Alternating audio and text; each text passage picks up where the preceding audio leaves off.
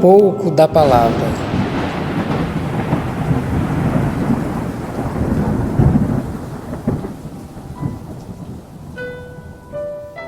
E quando foi derramado o sangue de tua testemunha, Estevão, eu estava lá, dando minha aprovação e cuidando das roupas dos que o matavam. Atos capítulo 22, versículo 20. Graça e paz, meu querido ouvinte. Missão se cumprindo ainda hoje. É mais um pouco da palavra. Estevão era um jovem diácono, recém-eleito pela igreja. Ele deu início à galeria de mártires do cristianismo. Era um jovem com um grande ministério pela frente. Mas, justamente por causa da sua pregação, ele foi chamado diante do Sinédrio judeu para prestar contas. O Sinédrio era aquilo que nós podemos chamar de STF da época. Seus membros eram homens muito poderosos. Mas eles não gostavam da pregação de Estevão sobre Jesus Cristo ser o Messias e o chamaram para explicar a situação. Se Estevão fosse do tipo que prefere não demonstrar a sua fé em público, ele muito provavelmente teria podido voltar para jantar em sua casa naquele dia. Mas ao invés disso, esse jovem rapaz viu uma grande porta aberta para alcançar e tocar o Sinédrio com o Evangelho.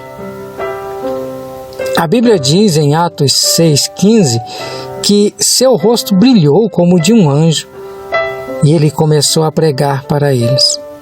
Mas enquanto Estevão pregava, eles se sentiram ultrajados e decidiram matá-lo. Então, o apedrejaram até a morte.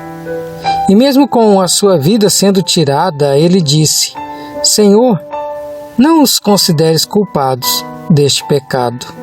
Atos capítulo 7, versículo 60. É sobre esse rapaz que o apóstolo Paulo está falando aos fariseus e aos saduceus, duas seitas divergentes de Jerusalém. Ele conta em Atos capítulo 22, versículo 20, que não apenas presenciou a morte de Estevão, mas também cooperou e consentiu com ela. Isso nos dá a pista de que o testemunho de Estevão teve fator decisivo na conversão de Saulo de Tarso, que mais tarde passou a ser chamado por Paulo. Logo após a morte de Estevão, em Atos 8, ele pediu autorização ao sumo sacerdote para caçar os cristãos em Damasco e trazê-los acorrentados para Jerusalém. Porém, na sua primeira viagem, ele teve o seu caminho totalmente refeito pelo Senhor Jesus. Ele entrou em Damasco, não mais para prender os crentes, mas para ser recebido por eles como novo membro da Igreja de Cristo. Ali, ele foi instruído sobre a sua nova missão, um novo e vivo caminho. Este homem foi alcançado pelo Evangelho de uma forma que ele nunca havia ouvido e nem visto. Você pode pensar que a missão de Estevão tenha sido cumprida com a conversão de Saulo, ou que a missão de Saulo se cumpriu quando ele disse a célebre frase: combati o bom combate, terminei a corrida, guardei a fé. 2 Timóteo capítulo 4, versículo 7. Mas a Bíblia nos garante que a missão desses homens ainda é viva e eficaz. São palavras que, nesse exato momento, podem estar fazendo a diferença na sua vida. Talvez a missão de Estevão ou de Paulo possa estar se cumprindo agora, nesse exato momento. Pense nisso. Eu quero orar com você. Ó Deus, a sua palavra é eterna. A sua palavra é viva. A sua palavra é eficaz. A sua palavra não volta vazia.